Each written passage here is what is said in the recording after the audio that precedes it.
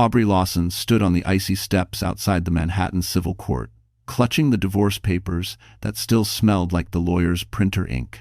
The wind cut through her thin coat, but nothing felt as cold as the silence that now wrapped her life. She had signed away a marriage she once believed would last forever, a marriage to Jason Mercer, the charming CEO who knew exactly how to shine in public and how to crush in private.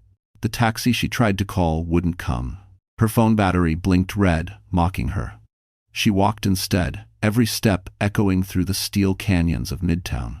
Her stomach twisted not from hunger, but from a strange nausea she'd been ignoring for weeks. She blamed stress, sleepless nights, and the way Jason's final words kept replaying. "You were holding me back." She didn't cry. Not here. Not in front of the revolving doors of the tower where Jason's upcoming IPO was plastered on every LED screen.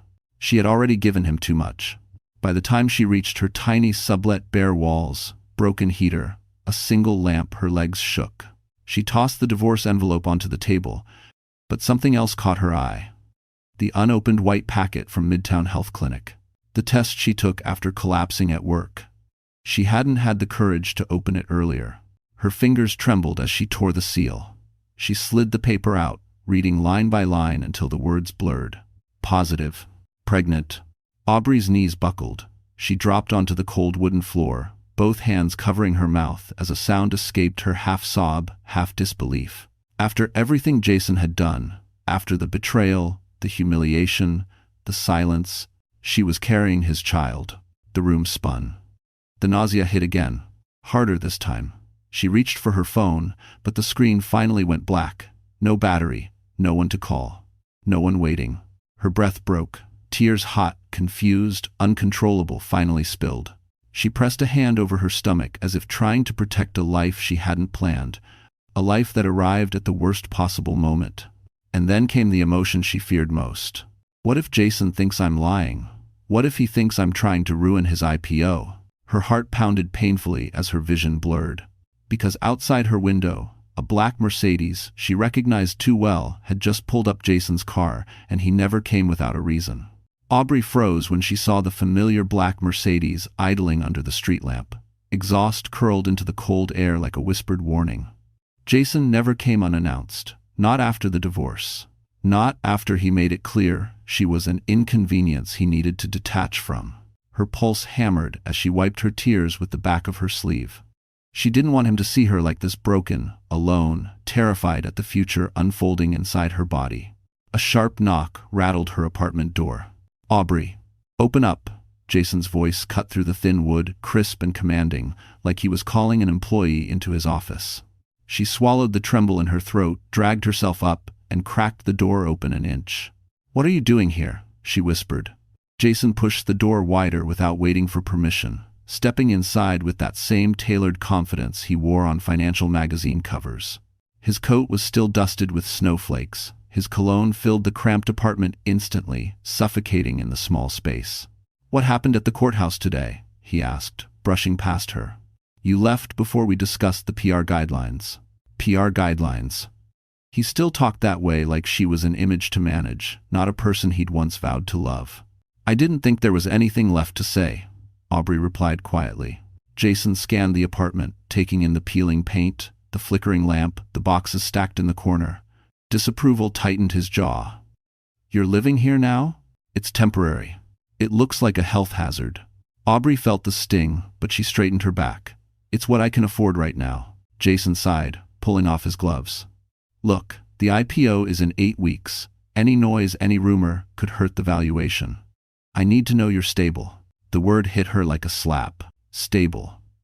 As if he expected her to fall apart, to make a spectacle, to sabotage him by existing.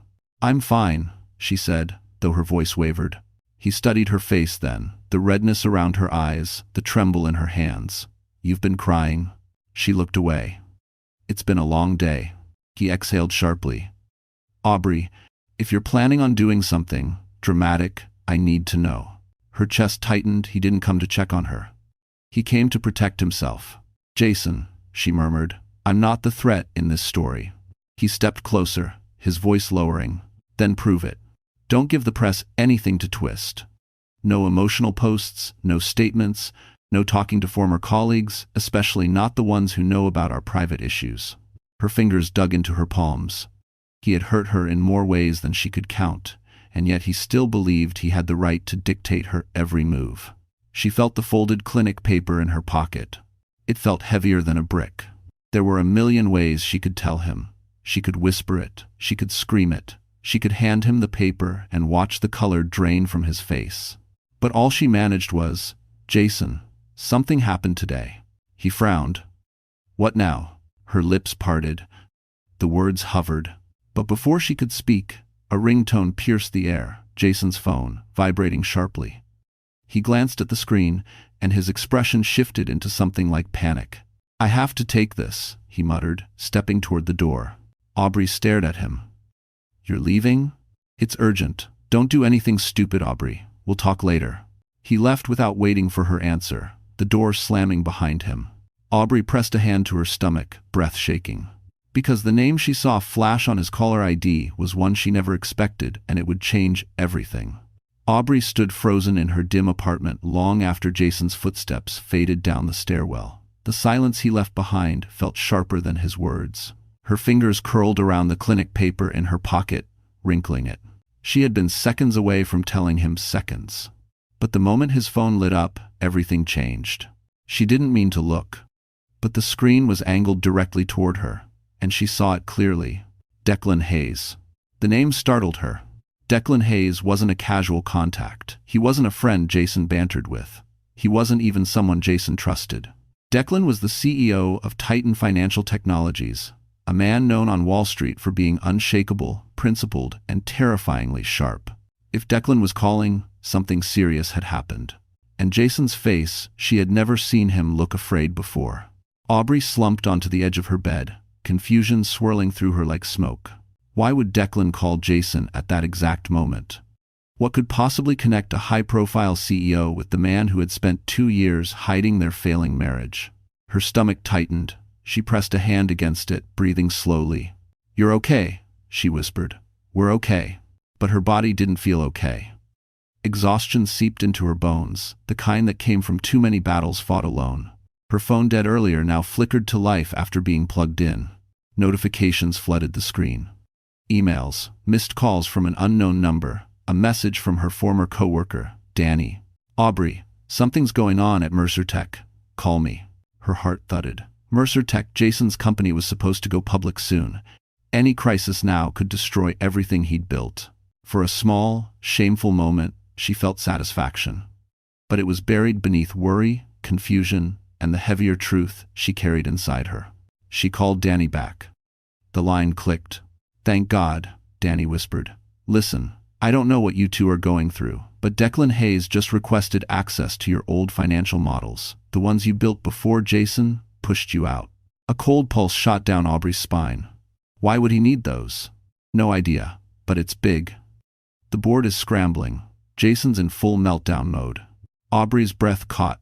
Declan Hayes wasn't just calling Jason. He was hunting something Jason desperately didn't want found. And if it involved her old work, if her models didn't match the numbers used now, if her data proved Jason manipulated projections to inflate IPO value, it would be catastrophic for him, for the company, for anyone tied to it. "Aubrey," Danny's voice trembled. "You should stay low. If Jason panics, he might come after you again." Aubrey closed her eyes. She didn't have the strength for another storm. When she hung up, her apartment felt smaller, the shadows stretching longer. She dropped her clinic results onto the table. The bold words stared back at her. Pregnant. A life depended on her now. A life Jason would weaponize if it meant saving himself. She felt it in her bones. She had to be careful. A soft knock startled her. She stiffened. Jason wouldn't knock softly. Jason wouldn't knock twice. The second knock came gentle, controlled, steady. "Aubrey Lawson?" A deep voice called through the door. "My name is Declan Hayes. We need to talk." "Okay." End quote. Aubrey froze because the man Jason feared most was now standing outside her door. Aubrey's breath hitched as she stared at the door. Declan Hayes. The name alone carried weight. Cold boardrooms, billion-dollar negotiations, headlines about integrity and ruthless precision. A man like him did not simply show up at the apartment of a newly divorced analyst living in a run-down sublet. She wiped her palms on her jeans, fighting the tremor in her fingers. For a second, she wondered if she imagined it, if stress and nausea were playing tricks on her. But then he spoke again, voice even, low, unmistakably real. "Aubrey, I promise I'm not here to cause trouble, but something came across my desk tonight that concerns you." Her heartbeat thudded painfully. She opened the door a cautious few inches. Declan stood in the hallway, tall and composed in a charcoal coat dusted with snow. His expression wasn't cold, just observant, like he was taking in everything without judgment. His eyes flicked briefly to her pale face, the worn apartment behind her, the way she gripped the door as if it were the only solid thing left. "Mr. Hayes," she managed, voice thin. "It's late." "It is," he agreed. "Which is why I'm here. This couldn't wait until morning." A fear she didn't recognize crawled up her spine. "Did Jason send you?" "No," Declan said immediately, and something in his tone steady, firm cut through her panic. "Jason has no idea I'm here." That alone both relieved and terrified her. "May I come in?" he asked. Aubrey hesitated. But something in his eyes, not pity, not intrusion, but a quiet seriousness made her step aside. Declan entered, scanning the room without the disdain Jason had shown earlier. He noticed the unopened boxes, the flickering lamp, the clinic paper on the table. He didn't comment on any of it. Instead, he waited until she shut the door, then spoke gently. "I'm aware that you left Mercer Tech under tense circumstances." Aubrey swallowed hard. "Is that what Jason told you?" His expression shifted barely, but enough. "Jason hasn't told me anything tonight. But certain financial inconsistencies tied to your former work have surfaced. Inconsistencies he can't explain." She blinked. "My work?" "Yes, the projection models you built 18 months ago." He paused. "The ones that were replaced shortly before you were pushed out." Her knees nearly buckled. She grabbed the edge of the table to steady herself. "What does that have to do with me?" she whispered. "Possibly everything," Declan replied. "Your original numbers were clean, precise. But the updated versions, ones attributed to your name, were manipulated, aggressively." A chill ran through her. She felt sick. "You're saying Jason altered them?" "I'm saying someone did," Declan said. "And Jason stands to gain the most if no one questions them." Her vision blurred. She thought she might faint. Declan stepped forward slightly, not touching her, just grounding the space. "Aubrey, listen carefully. If those falsified models get traced back to you, you could be held responsible. Jason would be cleared. You would be destroyed." Her breath shattered in her chest. "But," Declan continued, "there's something else." He reached into his coat and pulled out a small sealed envelope. "This was sent to my office anonymously," he said. "It contains internal emails between Jason and someone named Sienna Brooks, discussing ways to force you out before the IPO." Aubrey's stomach twisted violently. "Sienna, of course." She stared at the envelope like it was a bomb. "I thought you should see it before your name is pulled into something dangerous," Declan said softly. "I don't know what Jason is planning, but I know he's desperate." Aubrey's throat closed. Tears stung her eyes, but she refused to let them fall, not in front of him. "Why? Why would you help me?" she whispered. Declan hesitated, and for the first time, something vulnerable passed through his expression. "Because 6 years ago," he said quietly, "Jason lied to me too. And someone innocent paid the price." Aubrey's blood ran cold. He stepped back toward the door. "I'll return tomorrow, but Aubrey, be careful tonight." He turned to leave. And that's when her phone buzzed violently on the table. A message from an unknown number. "If you talk to Declan again, you won't keep your little secret for long." Aubrey's breath stopped, because the message was followed by a second one. A photo of her clinic results. Someone else knew she was pregnant. Aubrey's hands shook so violently she nearly dropped the phone. The clinic results glaring back at her in the photo were unmistakable. Her name, the date, the word positive, circled in red. Only she had opened that envelope. Only she had seen it. Someone had been watching her. Someone had gotten close enough to steal information she hadn't shared with a single soul. Her stomach clenched protectively, instinctively. She set the phone down as if it were burning her. The apartment walls seemed to shrink, trapping her with the cold hum of the refrigerator and the ghost of Jason's cologne still lingering from earlier. Her breath came out uneven, shallow. Who knows, she whispered to the empty room. The most obvious answer was Jason. But Jason hadn't seemed to know earlier. His shock at court, his focus on PR, his self-interest, none of it pointed to him uncovering her pregnancy yet. If he had known, he would have weaponized it instantly. But Sienna had a talent for digging, twisting, and hurting without leaving fingerprints. Aubrey picked up the phone again, forcing herself to stare at the message. If you talk to Declan again, you won't keep your little secret for long. Her pulse hammered against her ribs. This wasn't a warning, it was leverage. Someone wanted her scared, isolated, silenced. A cold realization washed over her. Jason had always known how to destroy her emotionally, but Sienna knew how to destroy her publicly. And an exposed pregnancy at this stage, pitched as manipulation before a massive IPO, could ruin Aubrey's reputation permanently. Aubrey sank into the chair as dizziness washed over her. Stress twisted her stomach, sharp and unforgiving. She grabbed the edge of the table to steady herself, breathing through the pain. Not now. She couldn't break now. She needed to think. She grabbed her laptop and opened her email. Maybe the anonymous sender who delivered evidence to Declan had also tried to contact her. But her inbox was flooded hundreds of unread messages, some from reporters, some from colleagues, more than she'd ever seen. Her old work had surfaced again. One subject line froze her. "We need to talk. It's about Mercertech's numbers." The sender. "Internal audit at Mercertech." Her heart lurched. Internal audit never contacted ex-employees. Ever. She clicked the email with trembling fingers. But instead of a message, the screen glitched, static lines flickering across her display. The message vanished. A new screen appeared, black with white text.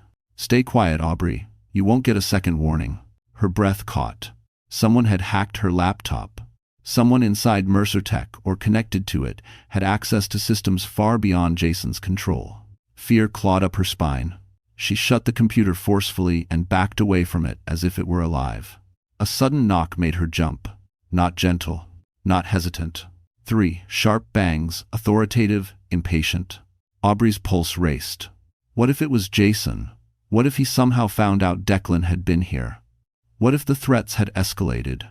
Her chest tightened painfully as she moved toward the door. She stood still, barely breathing. Another knock, harder this time. "Aubrey, open up, now." Her blood turned to ice. It wasn't Jason's voice. It was deeper. Official, cold. She forced herself to look through the peephole. A man in a dark suit, badge on his belt, stern expression. "Miss Lawson," he called. "I'm Investigator Holt with the SEC. We have questions about your involvement in Mercertech's financial irregularities." Aubrey's knees nearly gave out. The nightmare had arrived at her door, and it was wearing a federal badge. Aubrey's throat tightened as she stared through the peephole. The man outside didn't look like someone who could be argued with. He looked like someone whose job was to dismantle corporations and people with a few questions. Her mind raced. If she didn't open the door, would it look like she was hiding? If she did open it, could something she said be twisted against her? But the investigator's expression was patient, not aggressive. This wasn't a raid. This was the beginning of something bigger, something she had unknowingly been dragged into. Her hand shook as she unlocked the door. "Miss Lawson," the man said, flipping open his badge again. "I'm Investigator Holt, SEC Financial Crimes Division." Aubrey swallowed hard. I didn't do anything." Holt nodded calmly. "That's what we're trying to determine. May I come in?" She didn't want him to see her cramped apartment, the clinic results on the table, her trembling hands, her entire life unraveling. But refusing wouldn't help. She stepped aside. Holt entered, scanning the room with professional neutrality. He didn't linger on anything except her laptop, still open, still showing the black screen with the threatening message. "Did you write that?" Holt asked. "No," she whispered. "It popped up after an email from Mercertech disappeared." Holt's eyes sharpened. "Someone wiped it remotely?" "I think so." He crouched slightly to inspect the laptop without touching it. "This is more sophisticated than Jason Mercer could manage. Someone with system-level access did this." The room tilted slightly. Am I in trouble?" Holt stood, his tone softening just enough to be human. "We aren't here to arrest you. We're here because your name appears on several falsified models used to inflate Mercertech's valuation." If Mercer Tech goes public with those numbers, investors will lose hundreds of millions. The SEC needs to know if you participated knowingly. Aubrey's breath broke. I didn't. I swear I didn't. They replaced my work after they forced me out. I didn't change a single number. Holt really watched her as if weighing the truth inside her words. I believe you, he said finally. But belief isn't evidence. Aubrey pressed a hand over her eyes. I don't know how to prove anything. Jason had access to everything. Jason isn't the only concern, Holt said. We have indications that someone else inside Mercer Tech is erasing digital trails, covering their tracks. If you have any emails, files, backups. I don't, she whispered. I barely have power most days. I don't even have health insurance anymore. His eyes softened, briefly. Miss Lawson, why did you leave the company? She hesitated. Because Jason asked me to. And then he made sure I couldn't stay. And why did your marriage end? The question hit like a punch. Because Jason needed someone to blame for his failures, and I was convenient. Holt exhaled slowly. That fits everything we've seen so far. Aubrey blinked. Everything you've seen? Before he could answer, a sharp buzz erupted from his phone. Holt read the message, and for the first time his controlled facade cracked. He looked at Aubrey with urgency. Miss Lawson, do you have somewhere safe to stay tonight? Somewhere Jason doesn't know about? She froze. Why? What happened? Holt pocketed his phone and moved toward the door. We just intercepted internal communications from Mercer Tech. Someone there issued an order 20 minutes ago to neutralize external risk factors before federal review. Aubrey's breath stopped. Neutralize? Holt met her eyes with grim seriousness. That means you, Miss Lawson. Someone inside Mercer Tech wants you silenced. Aubrey's knees buckled. And then, a window shattered in the kitchen. Someone was already inside the building. The shatter of glass cracked through the apartment like a gunshot. Aubrey screamed and stumbled backward, instinctively shielding her stomach with both arms. Investigator Holt spun toward the kitchen, hand already reaching inside his coat, not for a weapon, but for something she couldn't see. His voice dropped to a low command. Stay behind me. Do not move. Aubrey's breath came out in broken bursts. Who's in here? Holt didn't answer. His posture sharpened, every muscle coiled. Through the kitchen doorway, cold wind swept into the apartment, carrying tiny crystals of broken glass across the floor. The window had been punched inward not by a rock, but by something heavier. Someone meant to enter. A dark shape shifted beyond the sill. Holt stepped forward slowly, controlled. This is federal jurisdiction, he warned, voice firm. Identify yourself. No reply. Instead, a gloved hand gripped the windowsill. Aubrey's heart slammed against her ribs. Whoever it was moved with deliberate silence, as if trained for this.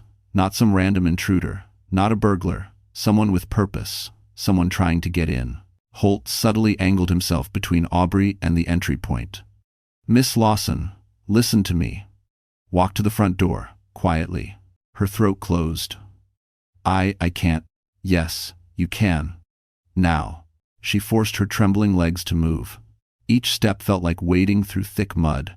Her hand reached for the doorknob just as the shadow slipped fully into the kitchen, a tall figure dressed in black, face obscured. The intruder's eyes darted to her first, then to Holt. Then he lunged. Holt intercepted him halfway across the room, the two crashing into the small kitchen table, sending the lamp and clinic envelope scattering across the floor. Aubrey cried out. The man shoved Holt hard, trying to break past him, heading straight for her. No, she choked, stumbling backward. Holt recovered fast, grabbing the intruder's arm and twisting. The man hissed, swung an elbow, and slammed Holt into the counter. The force made the investigator groan, but he didn't let go. Aubrey backed toward the door, fumbling with the lock as the two men fought in the cramped space. Every crash felt louder, closer. Fear pulsed through her in waves, but she forced herself not to freeze. Then the intruder broke free. He sprinted toward her. Aubrey's vision tunneled. She shoved at the door, but the old lock jammed. Her breath hitched, panic clawing at her throat. The man was 10 feet away. 8. 6. Something in Aubrey snapped awake. She grabbed the nearest object, a heavy MacBook sitting on her table, and hurled it with every ounce of strength she had. It hit him square in the shoulder. He staggered. It bought Holt just enough time to tackle him from behind. They crashed again, this time knocking over a chair with a violent crack. "Run!" Holt barked. "Get out, now!" Aubrey yanked the door open and stumbled into the hallway. Her breath was fire in her chest. Her legs shook violently, but she forced herself to move, gripping the railing as she fled down the stairs. Behind her, she heard the intruder escape Holt's hold. Footsteps pounded toward the hallway. She pushed through the building's exit into the freezing night. A black SUV idled at the curb. Its back door swung open. "Aubrey Lawson," a calm voice called from inside. "Get in. Now." She froze. She knew that voice. It was Declan Hayes, and he was not alone in the car. Aubrey stood frozen on the sidewalk, her breath steaming in the cold night air. The black SUV loomed like a shadow with headlights dimmed, engine humming low. Declan Hayes leaned forward just enough for her to see his face, calm, controlled, carved with the kind of authority that didn't need raising its voice. "Aubrey," he repeated, firmer this time.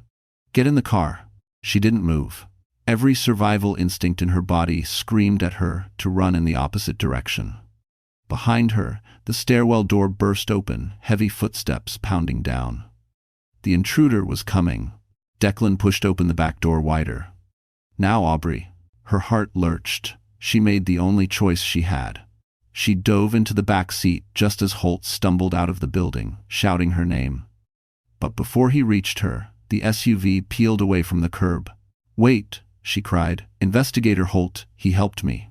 Deportation. Declan didn't look back. "He'll be fine." "How do you know?" "Because the man who broke into your apartment wasn't after him," Declan said quietly. "He was after you." Aubrey's chest tightened, breath uneven. "Why? Why me? I haven't done anything." A voice she didn't recognize answered from the passenger seat. "Actually, Miss Lawson, you've done more than you realize." Aubrey jerked forward. A woman turned around to face her late 40s, sharp eyes, crisp navy suit. Federal, unmistakably. "Who are you?" "I'm Special Agent Rowan with the Department of Justice," the woman said. "And you are now officially a person of interest in the Mercer Tech investigation." Aubrey's stomach dropped. No, you don't understand. I didn't manipulate anything."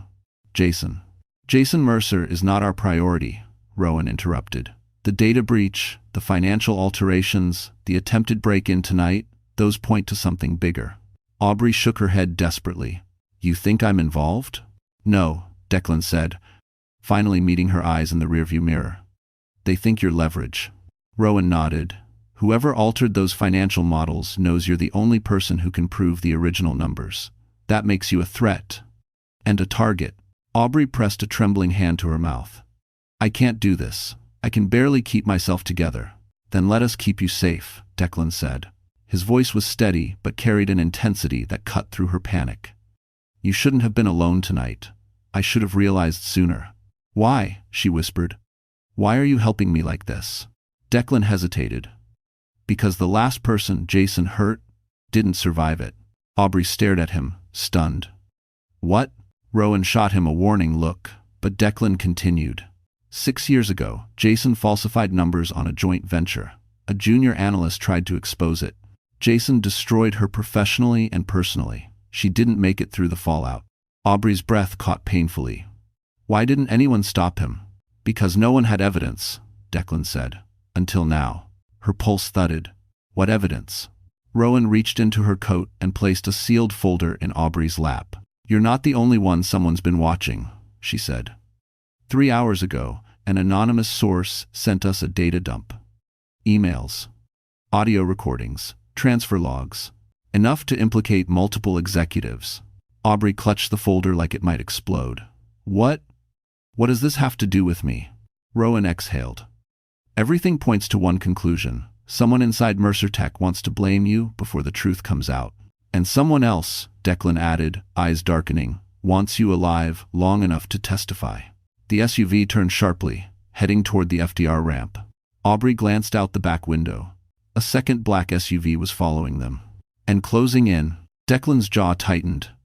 "Buckle up, Aubrey." "Why?" she whispered. "Because that's not one of ours." And the SUV behind them suddenly accelerated. Aubrey braced both hands on the seat as the SUV lurched forward, speeding onto the FDR. The Manhattan skyline blurred past her window, cold, silver, and indifferent. Her pulse pounded loud enough to drown out the engine. "Why are they following us?" she whispered. Agent Rowan glanced behind them, jaw clenched. Because someone realized Aubrey didn't die in that apartment. Declan tightened his grip on the wheel. "Hold on." The pursuing SUV accelerated, closing the distance with predatory precision. Its headlights flashed once, twice, as if signaling something. Aubrey's breath hitched. "Are they trying to force us off the road?" "Not yet," Rowan muttered. "They're assessing." "Assessing what? Whether we're armed or alone?" Declan changed lanes sharply. The pursuing vehicle mirrored him instantly. Rowan cursed under her breath. "That's not some hired thug," she said. "That's a team." Aubrey felt the words like ice water down her spine. A team with training, coordination, and a mission. "Why me?" she whispered. "I'm nobody." Declan's voice cut through the panic. "You're the only person who can prove which numbers are real and which were altered. And whoever's behind the IPO fraud needs someone to take the fall. T4. But why kill me?" Rowan turned fully in her seat, meeting Aubrey's eyes. "Because a dead suspect can't defend herself. Or talk." Aubrey swallowed a sob. She pressed her hand protectively to her stomach. The child she hadn't even processed yet, the life she barely had time to feel. Declan's gaze flicked to the rearview mirror. "They're getting too close." The pursuing SUV surged forward, tapping the rear bumper of their vehicle. The impact jolted Aubrey forward, her seatbelt digging hard into her shoulder. "Declan," she cried. "I see them," he said through clenched teeth. Rowan grabbed the overhead handle, bracing herself. "They're trying to destabilize us." Another hit harder this time. The SUV fishtailed before, Declan straightened it out again. Aubrey's heart hammered wildly. "Call Holt. Call anyone." "I already did," Rowan said. "Backup's on the way, but we have to stay alive until they reach us." "It is up." The SUV behind them accelerated once more, this time pulling alongside instead of behind. Its tinted window rolled down slowly. A masked driver turned his head toward them and raised a device. Rowan inhaled sharply. "Declan EMP jammer." Before Aubrey could process, the lights on the dashboard flickered. Power dipped. The steering stiffened. "Don't lose control," Rowan warned. "I'm trying," Declan gritted out. The pursuing SUV edged closer, trying to force them against the barrier separating them from the East River. Water glistened ominously below. Aubrey's breath broke. "Please don't let us go over."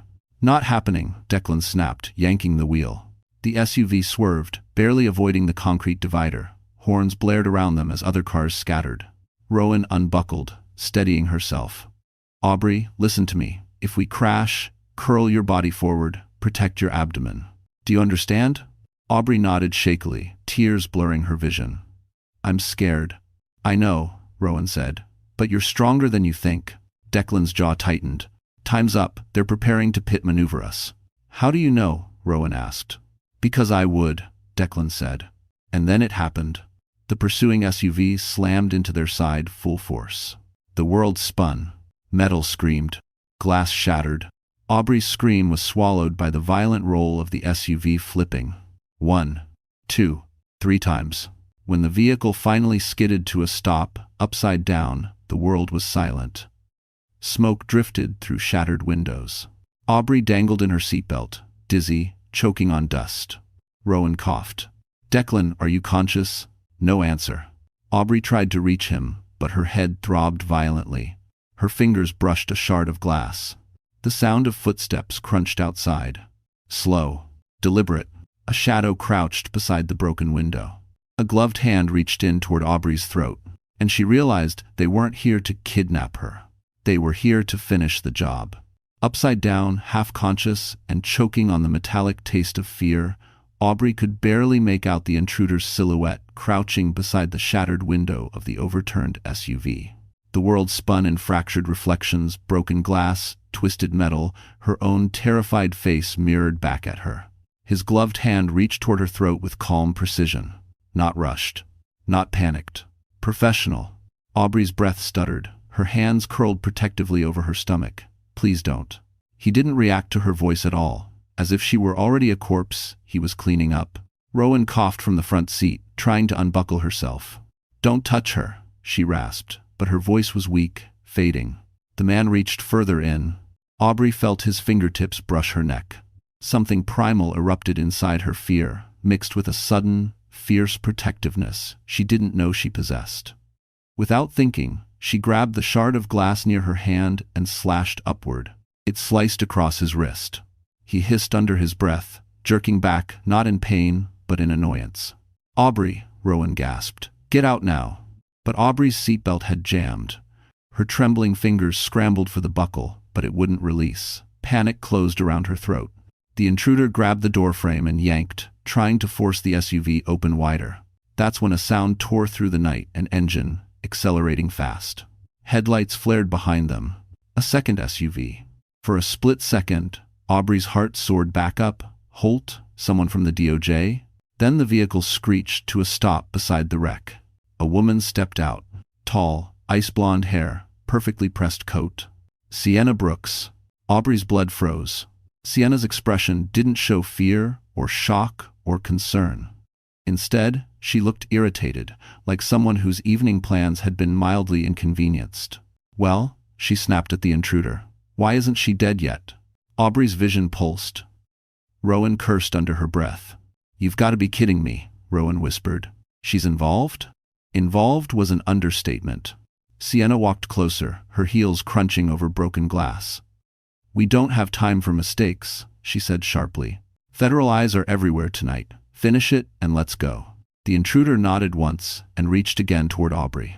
"No," Aubrey cried, thrashing, fighting the locked belt. Sienna crouched beside the window, tilting her head in mock pity. "You never were smart enough to stay quiet, Aubrey.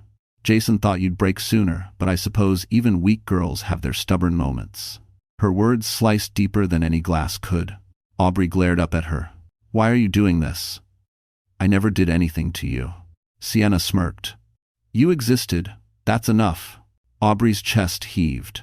The baby fluttered desperately inside her, a terrifying reminder she wasn't fighting only for herself. Rowan finally freed one arm and slammed her elbow against the divider, trying to draw attention.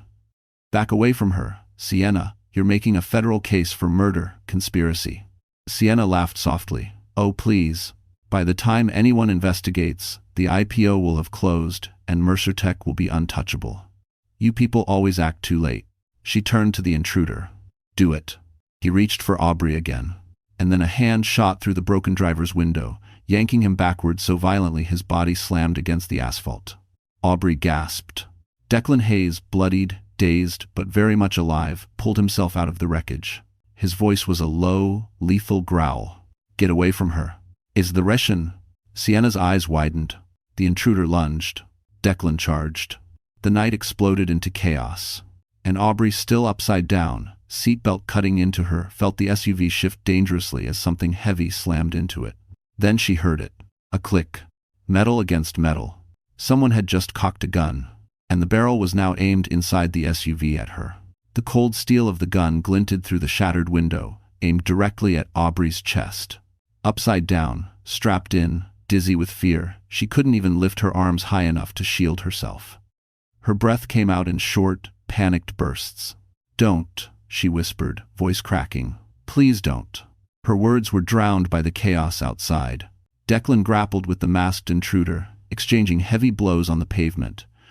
The sound of fists hitting flesh echoed against the concrete barriers. Sienna backed away from the fight, pressing herself against her SUV, fumbling in her coat as if searching for something, her phone or another weapon. Agent Rowan, still trapped but conscious, twisted her body to get a better angle.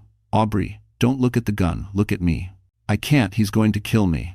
"No," Rowan growled. "Not while I'm still breathing." But the gunman wasn't hesitating. He crouched lower, steadying his aim. His finger tightened on the trigger. Aubrey squeezed her eyes shut as tears slipped down her temples. Then, a deafening bang cracked the night. But the shot didn't hit her. Instead, the gunman jerked violently, staggering backward as a round slammed into his shoulder. The weapon clattered onto the asphalt. Aubrey gasped and reopened her eyes. Down the road, headlights flashed. Two unmarked vehicles screeched to a stop. Doors flew open. Investigator Holt emerged with 3 more SEC agents, guns drawn. "Federal agents," Holt shouted, "drop your weapons and stay where you are." Sienna paled. The confidence she wielded like a blade earlier vanished instantly. She took one shaky step backward. This isn't what it looks like. But one of the agents cut her off. "Miss Brooks, step away from the vehicle." Sienna froze, caught between running and collapsing. Meanwhile, Declan drove the masked intruder into the ground, pinning him with sheer force, even though blood streamed from a cut above his brow. His voice was ragged. "You don't touch her. You don't ever touch her." The intruder didn't respond. He'd gone limp. Holt ran to the overturned SUV. "Rowan, you good?" Bruised, trapped, and furious, Rowan hissed. "Get Aubrey out first." Holt crouched beside Aubrey's shattered window. "Miss Lawson, stay still. We're getting you out." But Aubrey wasn't listening.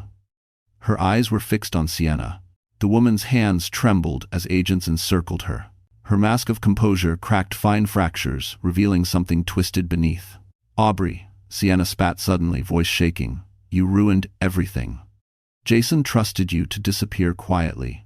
And you just kept surviving." Aubrey felt something inside her shift. Not fear this time. Resolve. "You tried to kill me," Aubrey said quietly.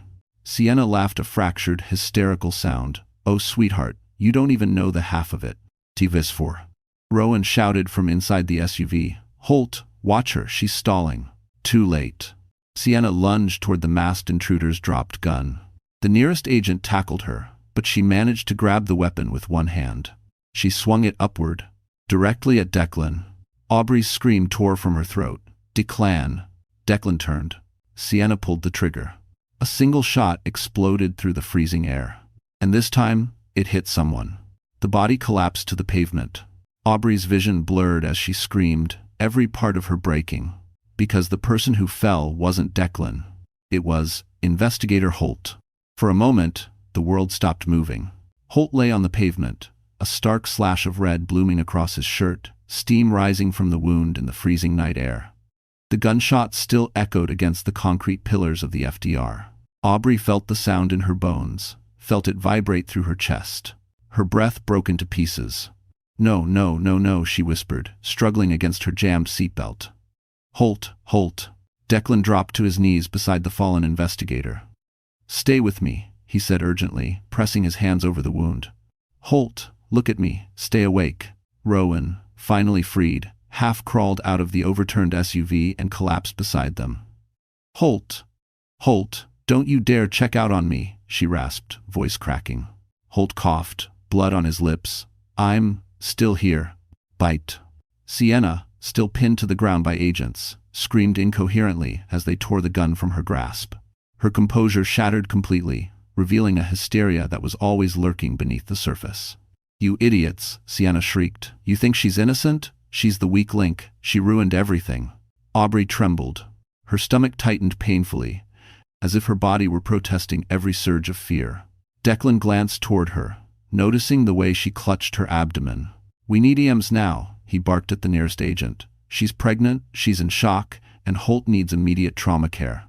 Aubrey's world spun. She could hear her heart pounding too loudly, too fast. The cold air stabbed at her lungs. Her vision wavered. Pregnant. In danger. Bleeding men.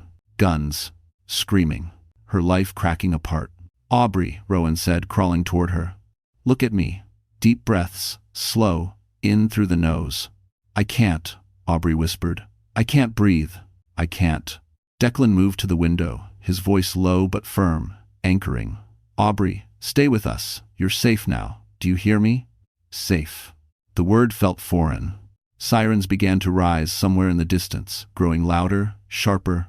Agents swarmed the scene, cuffing Sienna, securing the intruder, stabilizing Holt as best they could.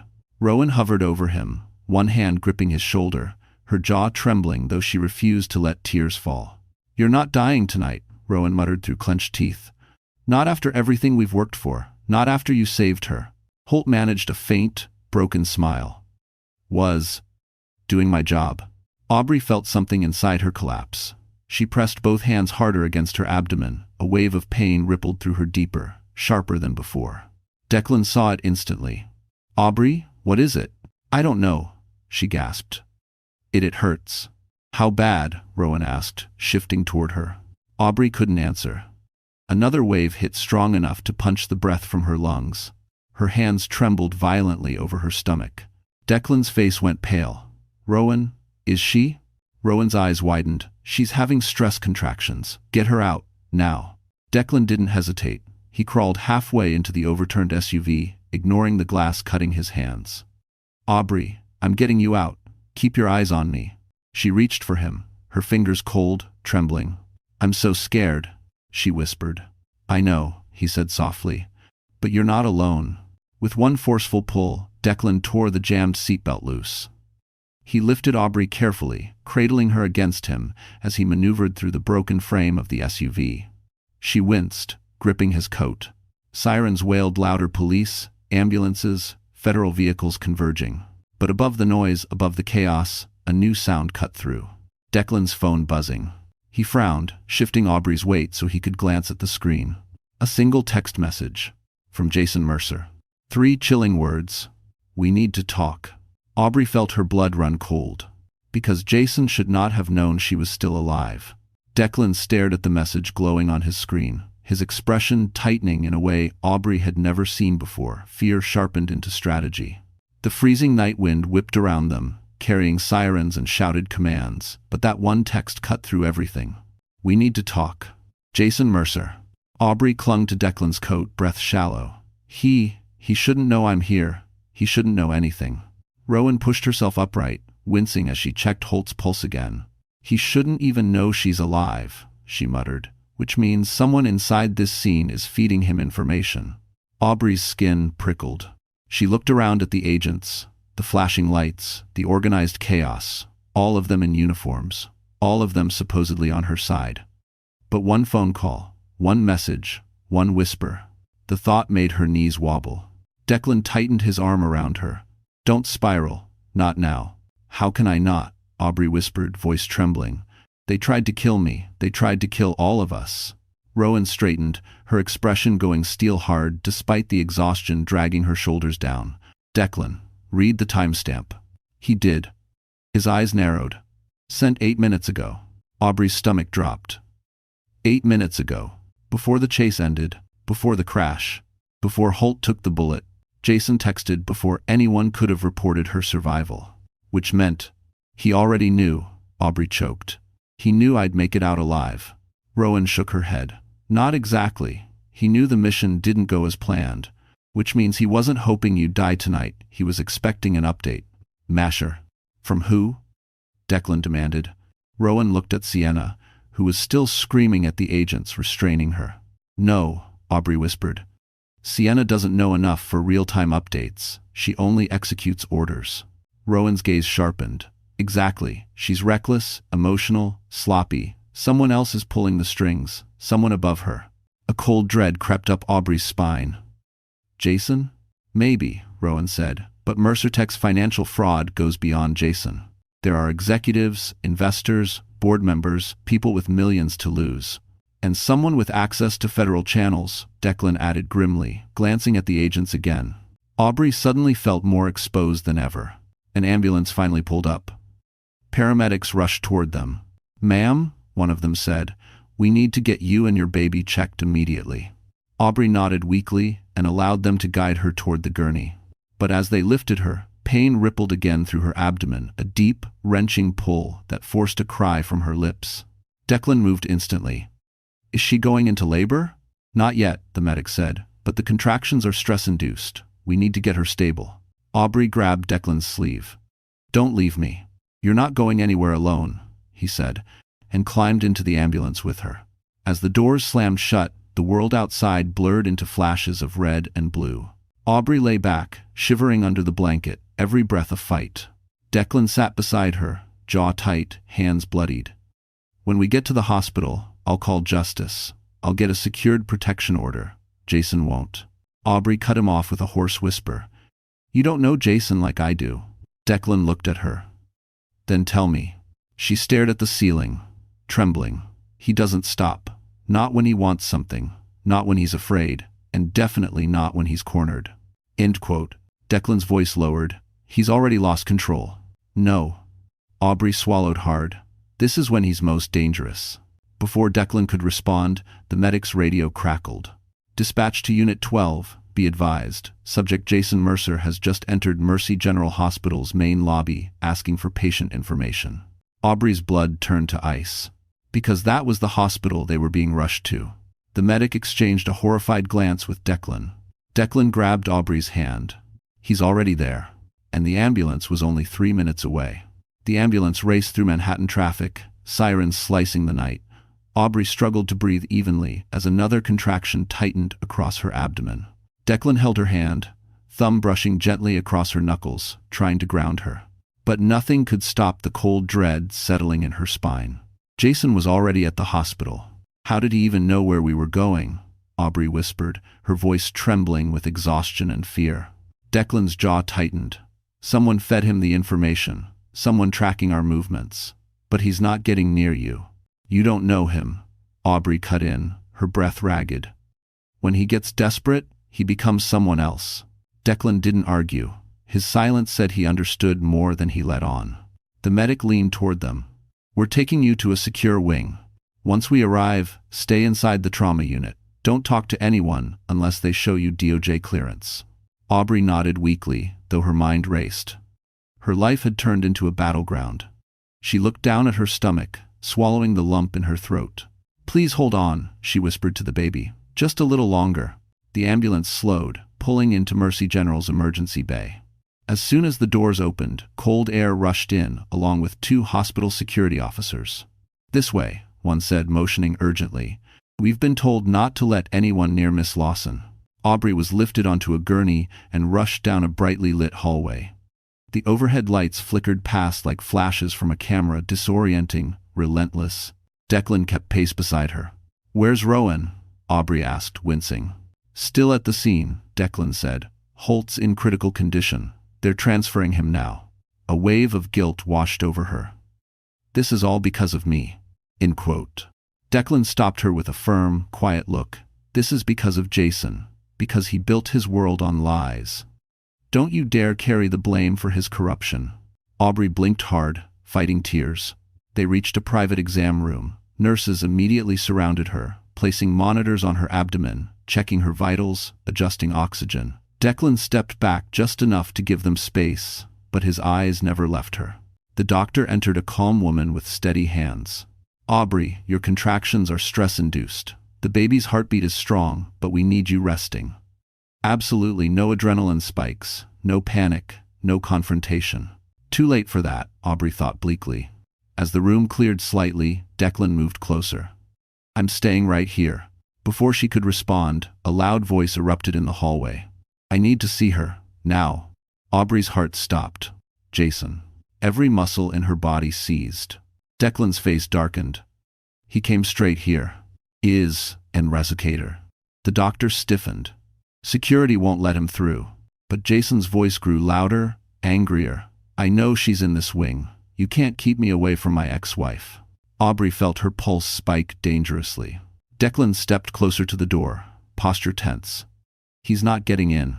A crash sounded in the hallway, something metal hitting the floor. Then a scream. The doctor hurried toward the door. "Stay here." Aubrey grabbed Declan's sleeve. "He won't stop. He'll spin this as concern, as rights, as anything he needs. He'll manipulate everyone." Declan brushed a hand down her arm, gentle but steady. "Not tonight." But as he said it, the hallway fell abruptly silent. Too silent. Declan tensed. Something's wrong. Before he could move, the room's intercom clicked on with a soft buzz. A man's voice filled the room, smooth, calm, chilling. "Aubrey, it's me. We really do need to talk." Jason's voice. Inside her room? Inside the hospital's system. Aubrey's blood turned to ice. Declan lunged toward the intercom, shouting, "How did you patch into this line?" Jason chuckled softly. "I told you, Aubrey. You can't hide from me." Then the lights in the room went out. The emergency lights flickered on, dim, red, pulsing like a wounded heartbeat.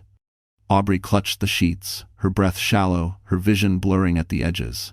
Every instinct screamed danger. Declan scanned the darkened room, muscles coiled, eyes sharp. "Aubrey, stay low," he whispered. Static crackled from the intercom again. "You always made things harder than they needed to be." Jason's smooth voice purred. If you had just signed the papers, none of this would have happened. Aubrey trembled. Jason, stop please. I'm in a hospital. I'm pregnant. Yes, Jason interrupted, voice tightening. And whose fault is that?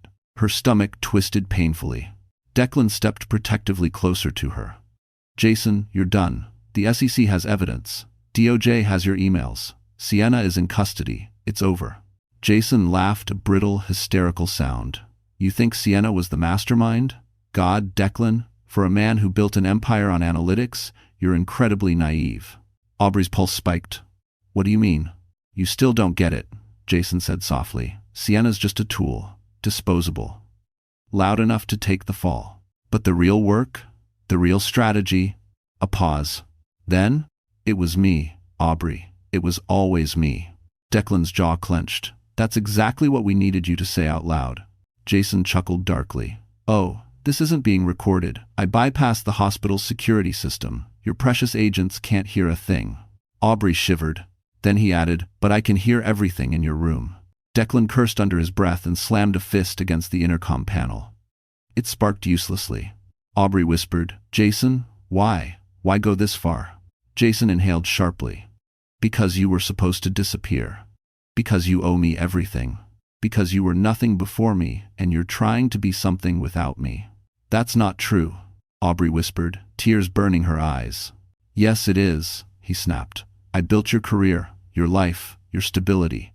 And you repay me by endangering my IPO? Declan stepped toward the door. Aubrey, I'm getting you out of here. If you must. But the door wouldn't budge. The electronic lock was dead. Jason had overridden everything. The intercom crackled again. You don't need to run, Declan. I'm not here to hurt you. Aubrey's breath faltered. Then what do you want? You, Jason said simply. And the child. Declan spun. Over my dead body. Oh, I expect you'll try, Jason taunted. But here's the thing, I'm not coming through the main entrance.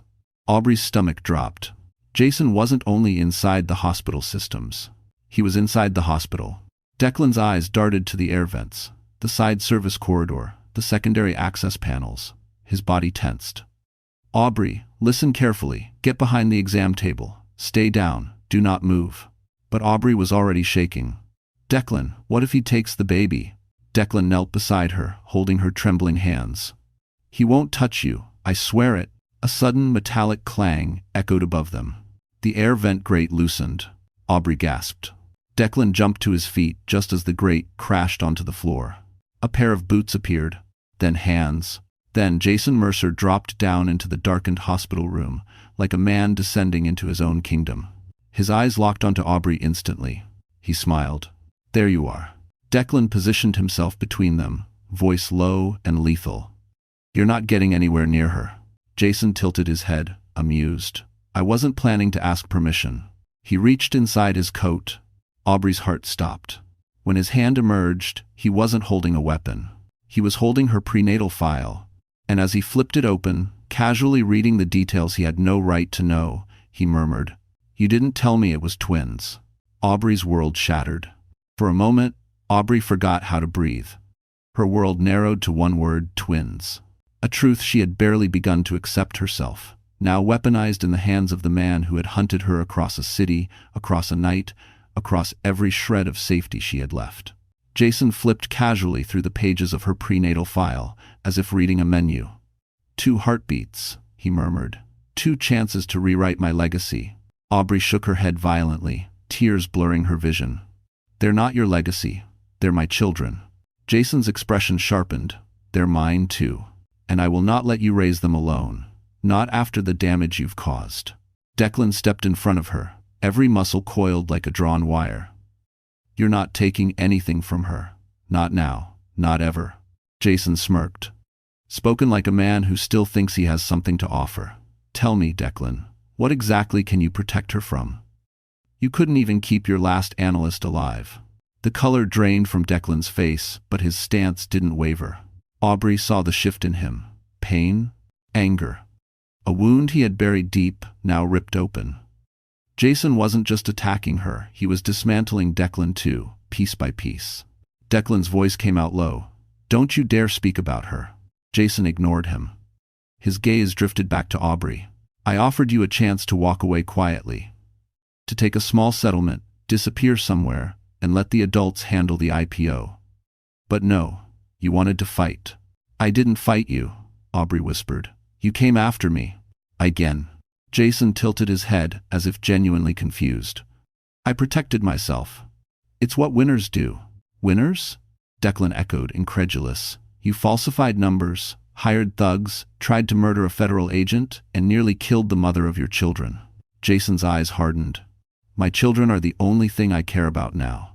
Something inside Aubrey shattered. You don't care about them. You care about control. Jason's voice rose quiet, shaking with a contained rage. If I lose this IPO, everything collapses. My board, my investors, my reputation gone. And if that happens, Aubrey, I promise you, I won't go down alone. A sudden, sharp contraction hit her stomach. She winced, grabbing the exam table for support. Jason took a step forward. Declan blocked him instantly. Jason sighed impatiently. Declan, move. She's clearly in distress. I'm trying to help her. You don't get near her, Declan growled. Jason's smile curled cruelly. You think she wants you? You think this little crisis makes you the hero? She will always be tied to me. Our children will tie her to me, even if she hates it. Aubrey's breathing grew ragged. You're sick. I'm determined, Jason corrected, and you should be thanking me. Without me, you're nothing. Suddenly, a monitor in the room beeped sharply.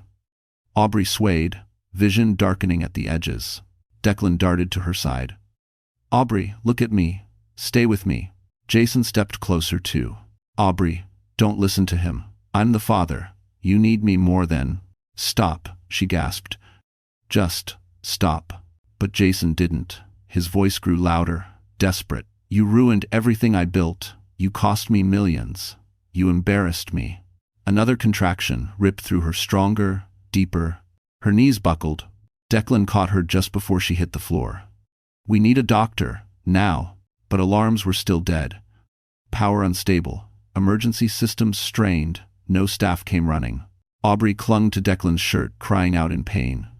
Something's wrong, Declan. Something's wrong. Jason's eyes widened, not with concern, but with realization. If she delivers now, he murmured, I can petition for emergency custody.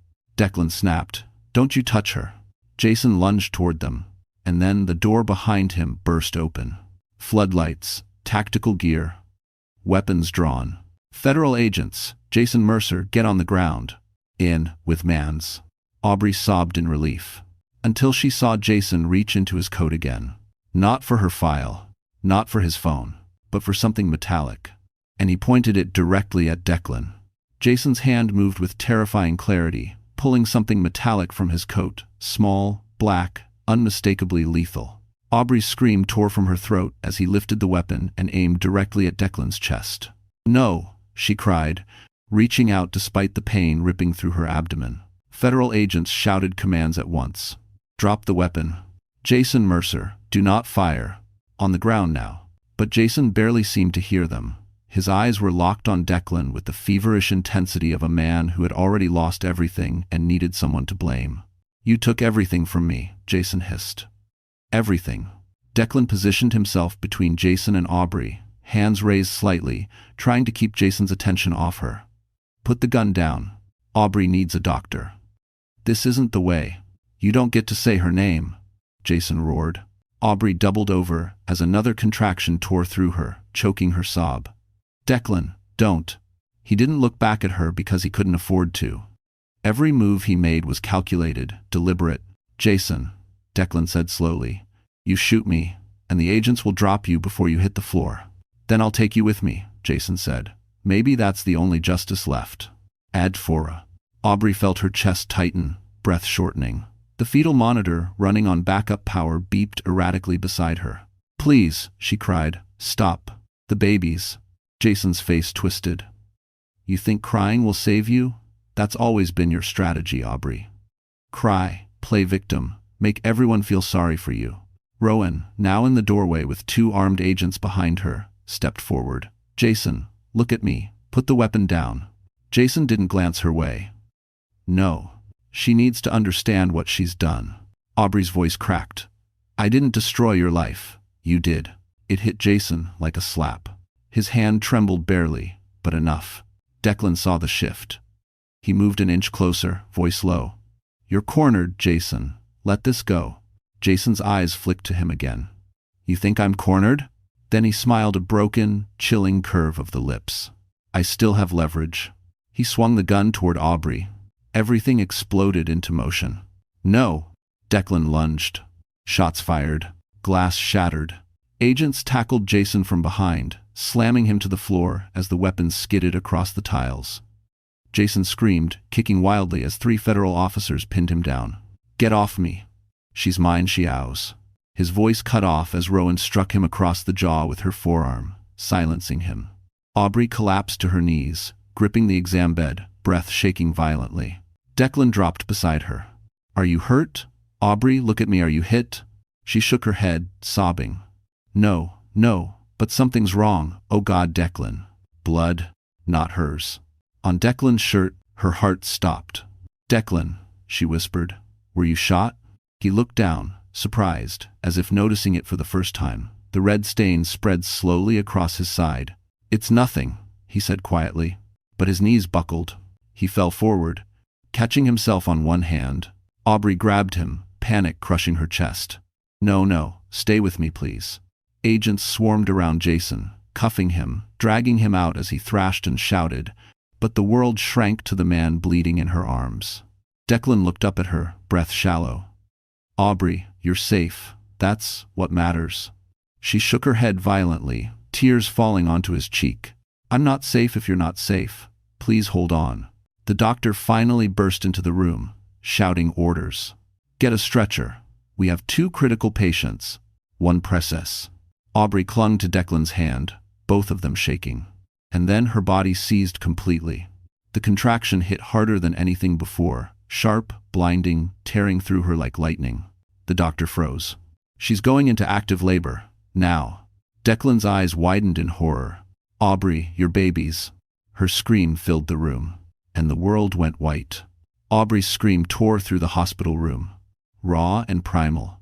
The world spun around her in blinding white as pain radiated through her body, fierce and unstoppable. Nurses scrambled, doctors shouted orders, monitors beeped erratically.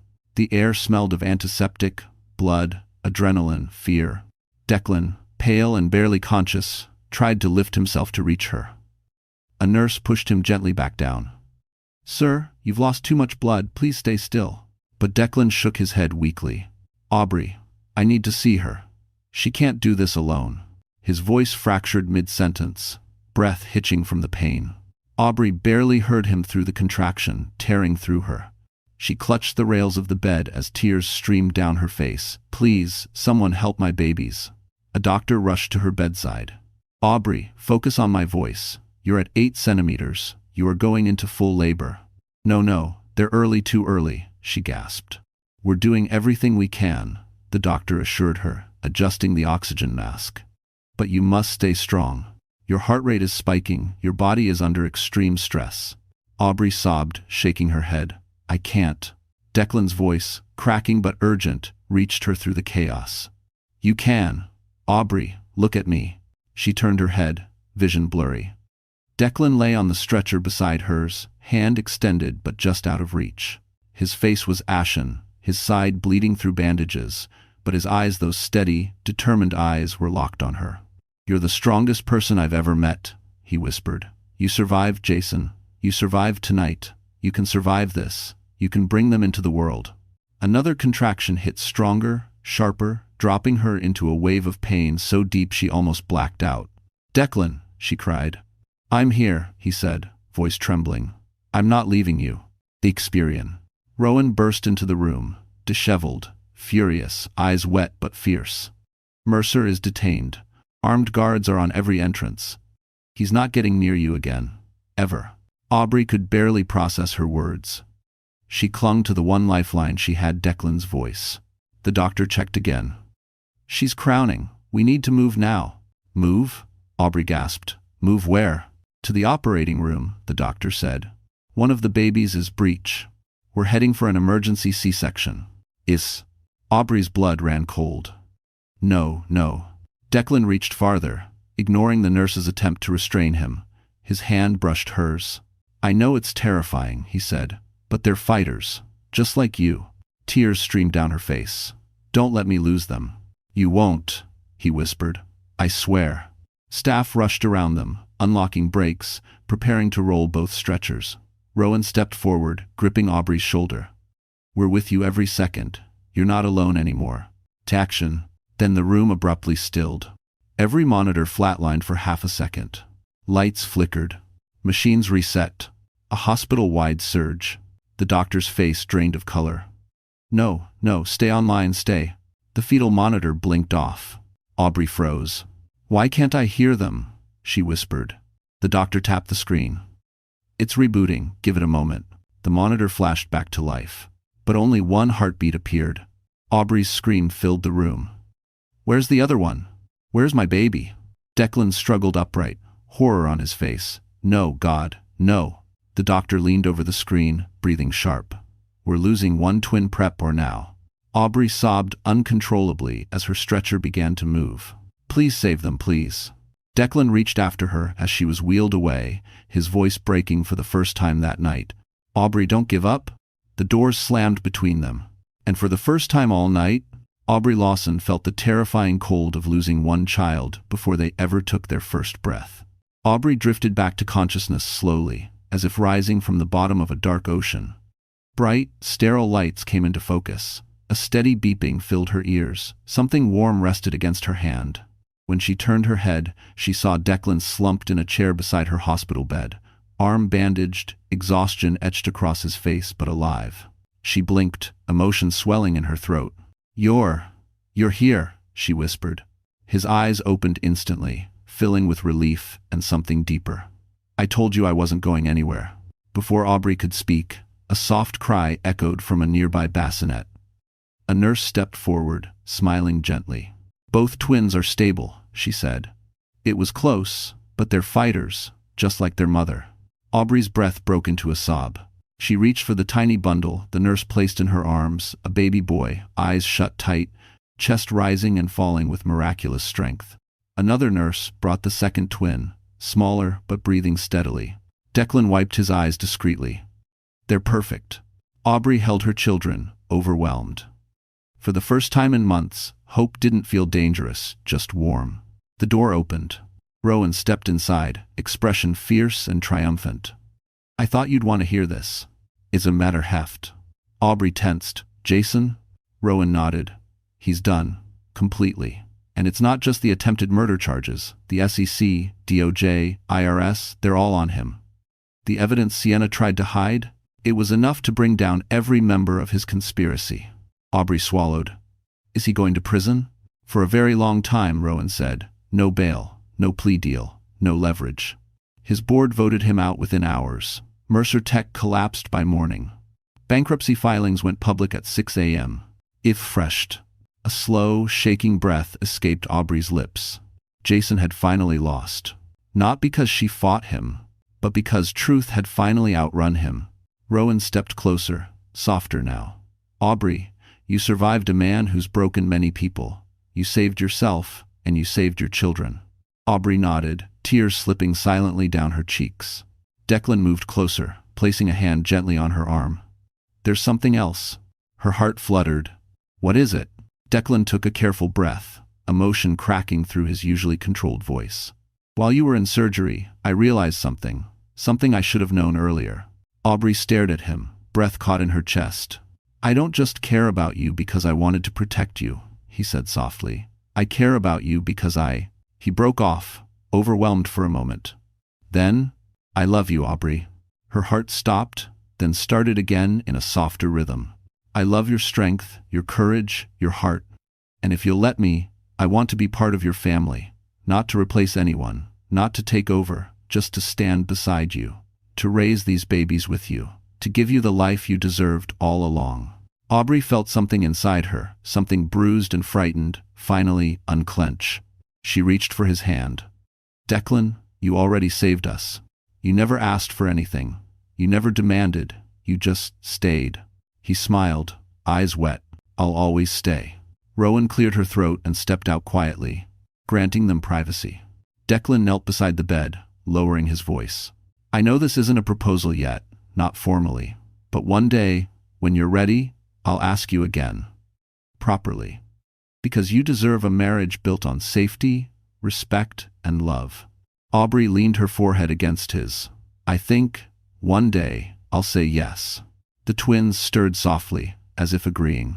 The world outside continued in its chaos, but in that room, everything finally felt right. Aubrey Lawson had survived hell. She had brought 2 lives into the world.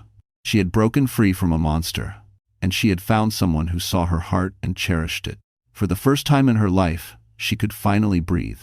And this time, she wasn't breathing alone. And just like that, our story comes to a close. If you're still here with me right now, then something in this journey touched your heart in a way that words alone can't explain. Maybe it was Aubrey's strength, or the reminder that even in our darkest nights, we're stronger than we think. You know, the Stoic Marcus Aurelius once wrote, "The impediment to action advances action. What stands in the way becomes the way." And maybe tonight, this story helped you see that your struggles aren't signs of weakness. They're proof that you're still fighting, still evolving, still choosing to live. Aubrey found her freedom, her truth, and a love that honored her. And life can offer that to any of us when we stop letting fear speak for us. So, if this touched you, even a little, don't keep it to yourself. Like this video, share it with someone who needs strength tonight, and subscribe so we can keep walking through more stories together. Stories that remind us we're never alone, even when life feels impossibly heavy. You being here means more than you think. Thank you for staying. Let's keep healing, one story at a time.